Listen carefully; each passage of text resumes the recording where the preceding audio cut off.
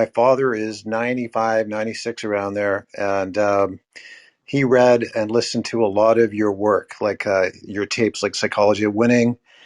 I have this other one that is interesting that I'd like to ask you about. You wrote this one with Dr. Irving Dardick, The Yes. Quantum Breakthrough to Excellence.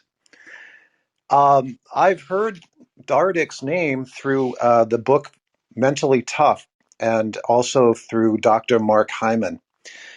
So I think Mentally Tough was inspired by Quantum Breakthrough to Excellence. And there's a story about the wall with the clocks on it that Dardick talked about, that all these walls go in synchronicity, all the clocks on the wall go in synchronicity, even if they start at a different time. So I found that really interesting. Are you going to be doing anything on Quantum Breakthrough to Excellence? I found that a very interesting program. Well, you know what?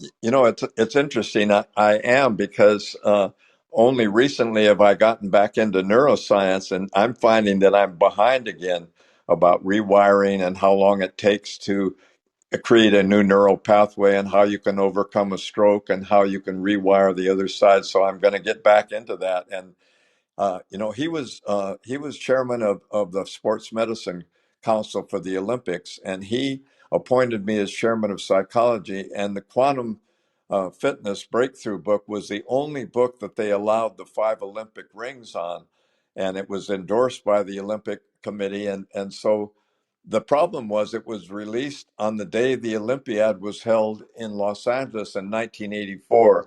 And the quick story is that both I and Humphrey Bogart's wife were in the bookstore on the opening day of the Olympics, and nobody came in the bookstore because they were all watching or going to the Olympic Games in Los Angeles.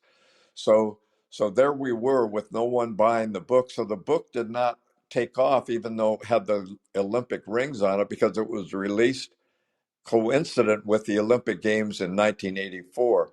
So what I've decided to do, I haven't seen Dr. Dardick since then, and what I've decided to do, because the quantum computers are coming out, and the quantum mechanics are so much more relevant, that I've decided to dive back deeply in that. And but I do believe that it's extremely important. And so Dr. Dardick taught me a lot about uh, how to dive deeply in the fact that well, we use the Apollo program, and we superimposed the Apollo simulation program onto the Olympic program, and use visual motor behavior rehearsal and biomechanical profiles to really bring the Olympics into the more of the quantum age. And the fact that you've come on the call really inspires me to get back into that, because I feel that we've missed a lot by not bringing more